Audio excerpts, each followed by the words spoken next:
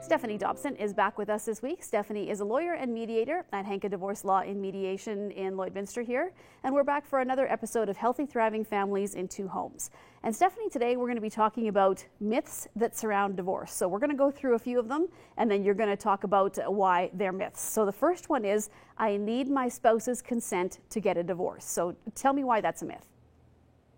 So this is most definitely a myth. So in Canada, to get a divorce, you need to prove that there's been what's called a breakdown of the marriage. So you can prove that in one of three ways. The first way, which is the most typical, is by 1 year of separation. The second way is by mental or physical cruelty against you by your spouse. And the third is adultery by your spouse. So in no way do you need your spouse's consent to proceed with the divorce. If one of you wants to end the marriage, then you simply have to prove that one of these elements of a breakdown of the marriage has occurred. Now, you kind of touched on this in that last answer, Stephanie, but myth number 2 is adultery can cost me everything. Is that in fact true? Well, although this may feel true emotionally, by law, this is what I would call a myth. So I call it a myth because the legislation specifically addresses where there's been adultery in various different ways. So for example, with respect to spousal support, the legislation specifically says that you're not going to receive less or have to pay more just as a result simply of adulterous behavior. Secondly, with respect to property division, adultery has literally zero impact on how property will be divided.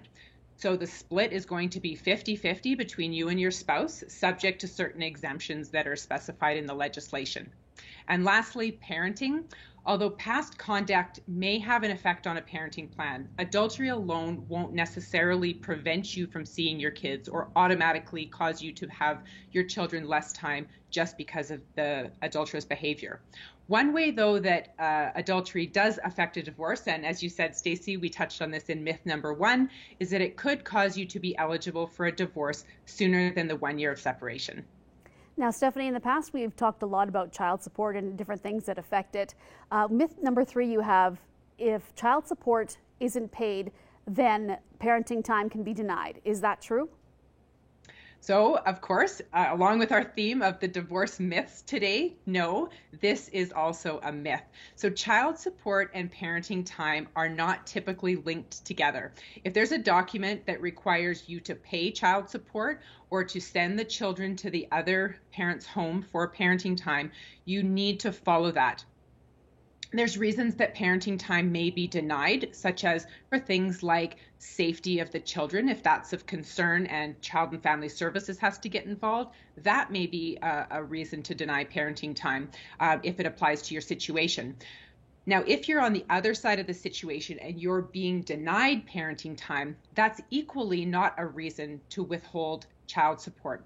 If either you or your spouse or you or the other parent ended up in court having to enforce parenting time or enforce the payment of support, you want to make sure you come to court with what's called clean hands. And that means that you don't want to be accused of denying parenting time as a result of non-payment of child support or vice versa.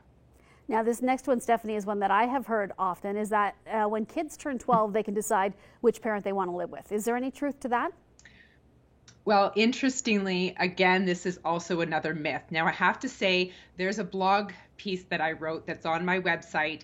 And when I look at the analytics of who looks at which blogs on my website, I noticed that that particular blog is looked at more than any other blog on the entire website, and it was written a long time ago. So under the separation and divorce legislation, kids do not get to choose where they live with until they're what's called no longer under the care of their parents. So typically, and that they're called children still.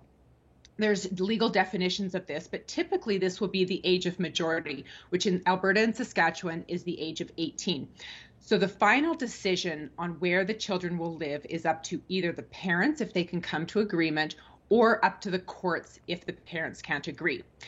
Now, as children reach their pre-teenage years and their teenage years, of course, they will start to have more say with respect to where they would be living or how they would be sharing their time between the parents. But I call this the children having a voice, not a choice. So there's ways that we can bring the children's voice into parenting arrangements and the discussions around the parenting arrangements. Sometimes the parents might hire or the courts might appoint a child psychologist to give bring the children's voice into the situation. Sometimes in mediation, we can also listen to the children's voice directly. Okay, Stephanie, and the last one is, to get a divorce, I need to go to court. Is that in fact true? Well, on a technical level, yes. If you want to be legally unmarried, which means you're no longer spouses, the court will have to stamp your divorce application to cause you to be divorced. However, I call it a myth because when people ask if you have to go to court to get a divorce, usually what they're asking is whether they have to physically step foot into a courtroom and speak with a judge directly with respect to the resolution on all the points with respect to their divorce. So all of those negotiations can in fact be done outside of the courtroom. And as you know, Stacey, and as our viewers are likely becoming more familiar with, my entire practice is based on an out-of-court negotiation resolution. And so technically speaking, no, you don't have to go to court. But at the end of the day, you will submit your documents to the court and they will do what's called a desk divorce, which means just a paperwork divorce. Okay, Stephanie, well, thank you so much once again for joining us. It's interesting every week to find out all the different aspects and different things that people can consider. So we appreciate your input, and we'll speak with you again next week. Yeah, you bet. Thanks, Stacey.